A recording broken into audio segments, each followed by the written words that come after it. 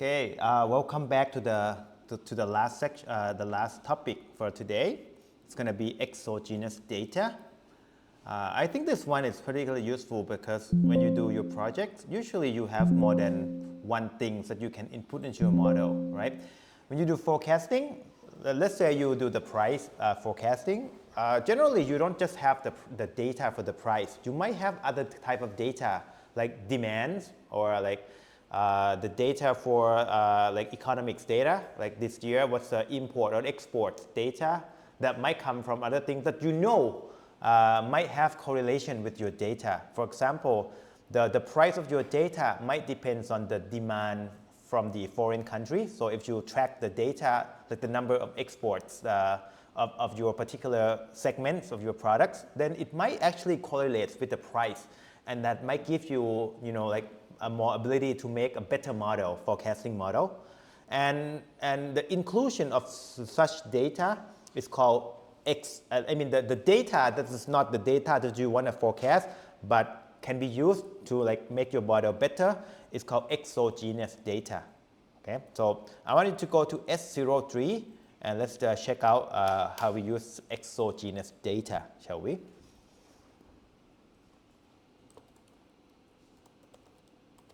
Okay, first I want to import the model. So this one, I'm actually going to start using the real model because it's actually more meaningful to use it. This one, I'm going to use the model called ARIMA, which is a statistical model used for a lot of forecasting. Pretty powerful model, right? I'm not going to talk about it today. Maybe I'll keep it for next time, but I'm just going to use it. And as you can see, using different models, it's very easy in SKTime. You just change the name. Everything else the same. Okay. All right. So first thing, I'm gonna import the data again. Airline. Okay. I'm just gonna start copying because it's repetitive now. Okay. Next stop. So here, I want to generate random data to use as my exogenous data. Right. So normally you would choose something that might affect your, that have some correlation with your Y. For example, like if your Y is number of passenger, you might pick something like your number of, like travel, like number of people traveling into your country or something like that as your exogenous data, right? Okay, so let me but now I'm just going to use random data like that. If I were to print them, it's going to be like this. Just random data, okay? But I choose it so that it has the same size, the same number of rows as your Y. So I don't know how many rows it is, okay? And here I'm just input them into Panda data frame so that I can make them into an easier format. And also I want to use the index, the same index as my Y. So it corresponds to the same period. Okay, so as you can see that it starts from 1949 until I don't know what the number of months it is, right? But it has the same index, okay? So let's establish that this is maybe something that you collect from other source, and it can be quite useful. You know that this one correlates to your Y, and you want to use them to build a better model. Okay, this one is called exogenous data. Okay, okay. So next stop, I want to split my data into train and tests, right? So I do temporal. I want to do Y first. Here, I want to do, hold on, how many do I have here?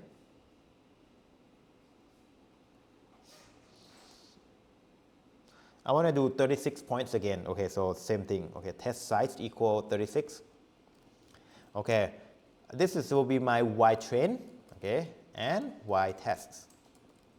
Okay, that's it. And then I need to split my exogenous data too with the same way. Okay, so I'm going to do it like that.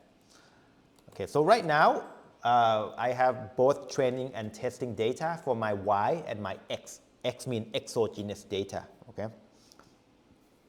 All right, my horizon, I want to predict 36 points in advance. So I'm going to do forecasting horizon, np.a range of 1 to 37, which is going to be start from 1 to 36.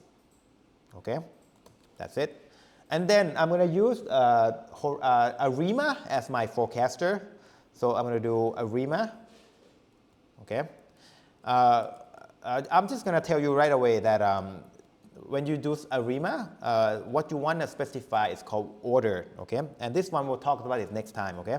So I'm going to do order 1 and 0. Okay. And I'm going to do seasonal order. As you can imagine, this is called like periodicity.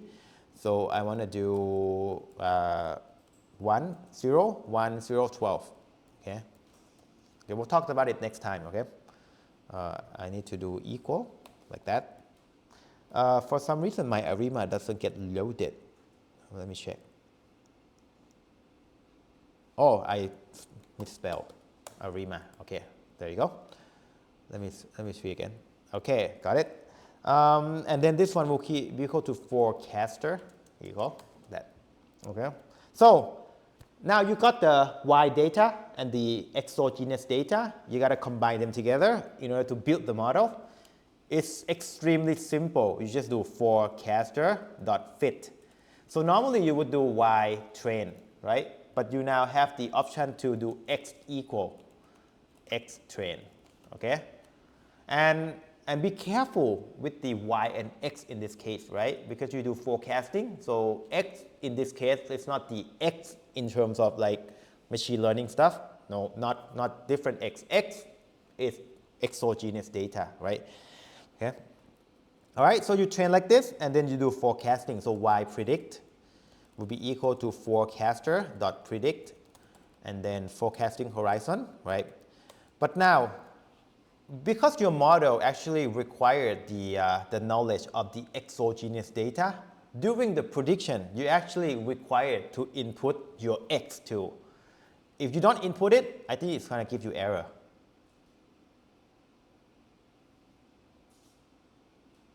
Yeah, error, okay?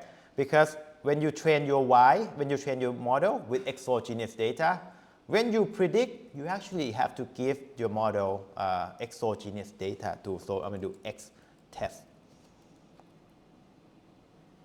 Okay, so that's how it works. So extremely easy. This is awesome, right? You just 2 lines, you're done, right? Including your, I don't know, other variable. Like it's pretty difficult to do it with the other library. Okay. Let me just plot everything in here, right? So I'm going to do plot series, and then Y, and Y predict, okay? Y predict. Oh, I do Y predict EX, right? That's my thing, okay? Oh, I'm actually going to do 2 things. I'm going to do the one with exogenous data and the one without. Okay, so sorry, I'm going to do one here. So I'm going to fit without the exogenous data. That's called Y predict. Okay, and I'm going to do the one with exogenous data. It's called Y predict X. Okay, so I'm going to do Y predict X.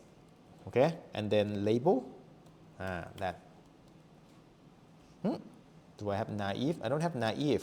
Okay, sorry, this one too much. Like that. Okay, there you go. Let's go. Okay, so what you're seeing here is actually two types of model. The orange dot, which kind of hidden behind the green dots, it's a ARIMA without exogenous data, and then the green dot with exogenous data. Okay.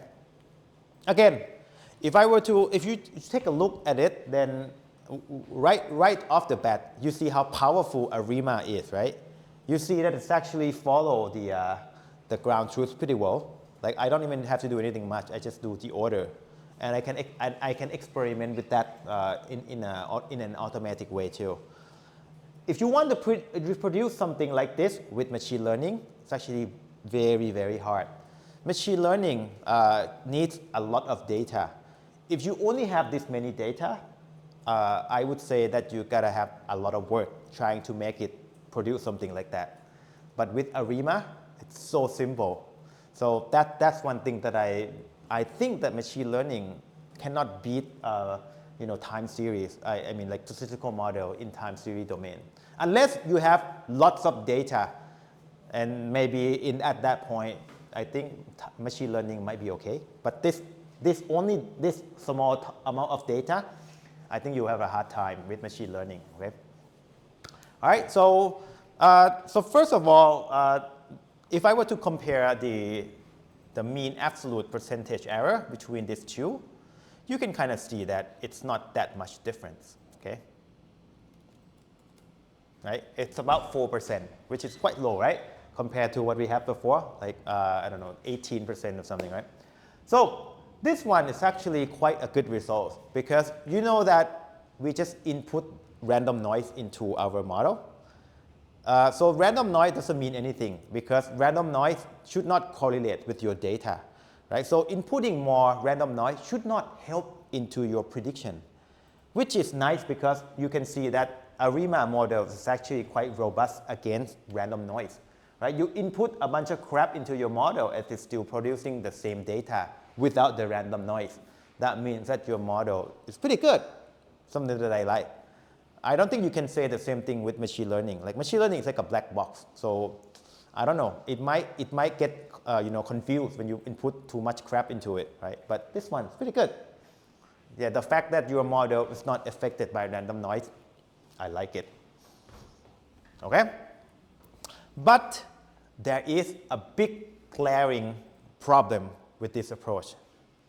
Can anyone tell me there's something wrong with this?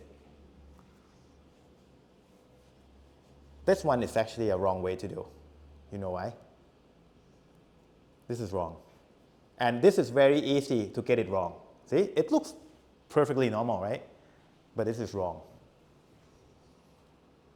And this is something that a lot of people do in their research. Okay, let me show you this.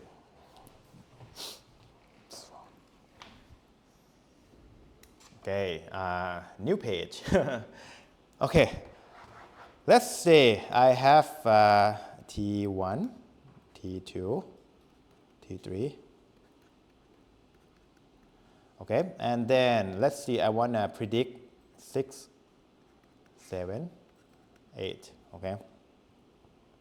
Now I have y, my y, right? y1, y2, 3, y5. Okay. This is my training data. I also have my testing data, 6, 7, 8. But this one I also have exogenous data, right? So I have x1, x2, x3, x4, x5, and then I have x6, x7, x8, right? Remember, this is something that I have, right? I split my y into train and test, and I also split my exogenous data into train and test, right? And suppose that this is my now, right? I want to predict the next 3 points into the future, okay? So the way that you would do, the way that we just did, is like this. We're constructing a new model that takes into it all of this, right? It consumes this value in the model, right? And in order for the model to predict y, let me just use y6, y7, and y8, right? It can do this. But now, since your model is consuming x2, remember, like I have to input x test into it, like this point right here. That part is wrong. I mean, it's not wrong per se. It's numerically fine. Like algorithmically, it's okay, but it's wrong in terms of the execution, right? So in order to produce my y6, y7, y8, I need this guy here. Okay, so let me just do something like this. In order to predict this guy here, I need this guy here. Can you see something wrong with this?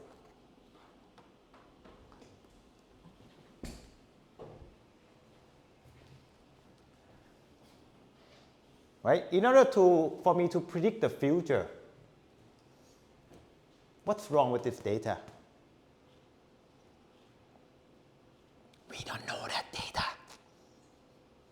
Imagine that, let's say X is the number of export per month. You are at, let's say T5 is like May. How are you going to know what is the number of export in the future? You have no idea what it is.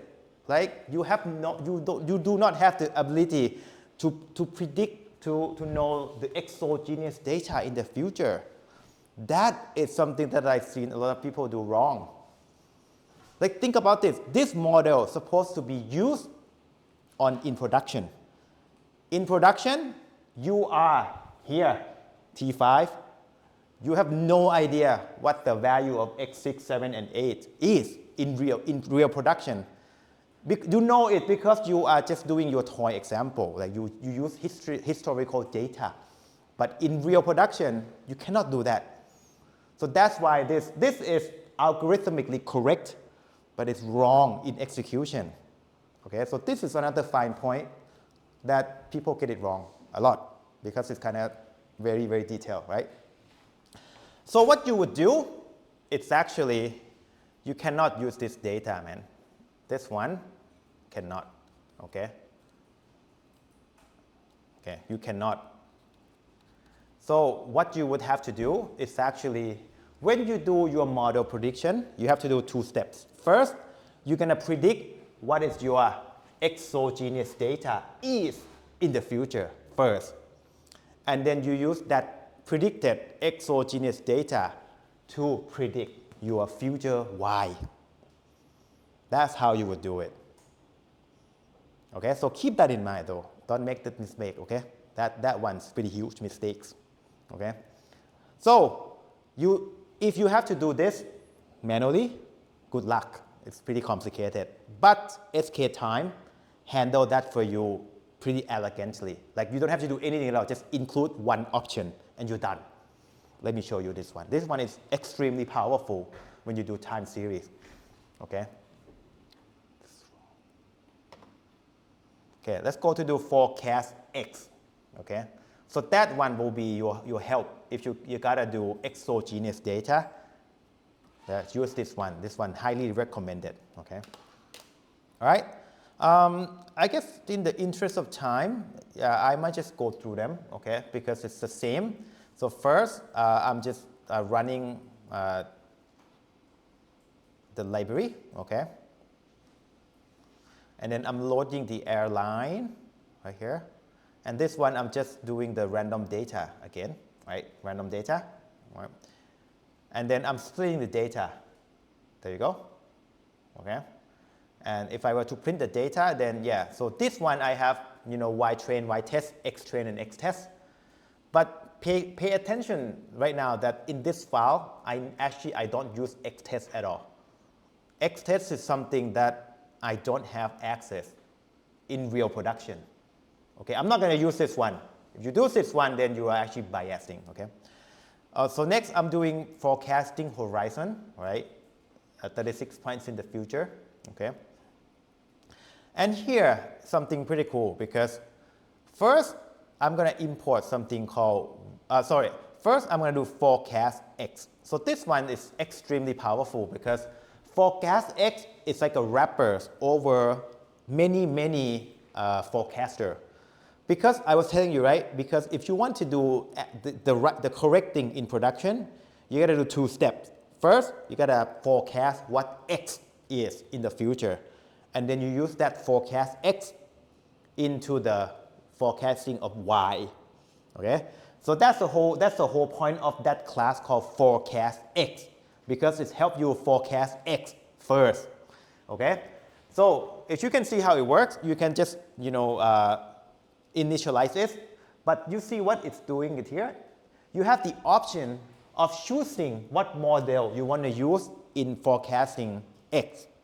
And here I use called variational autoregressive model. So this one is it's a model that you can use to predict many X value. So this one is called variational autoregressive model. I will show you next time. Maybe I'll talk about it next time.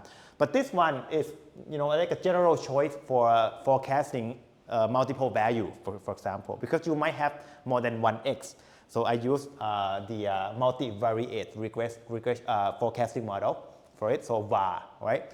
And next, I just use the same thing, right? Arima for y, I want to use arima, okay? And then I do fitting, right? But here's the thing, right? You see when I forecast, when I predict it, I don't use X test anymore. That's the right way to do. Okay, so make sure that you use this one. This one extremely powerful. Okay, just run it. And there you go. Okay. I mean, here it's not going to make any difference because you only put random noise into it. But then for the real data that actually correlates to your Y value, it actually matter. And then it's actually matter a lot if you use X test or not. I mean, right? Because if you know the real data, then it's probably going to give you too optimistic results, right? So make sure that you don't make these mistakes, okay?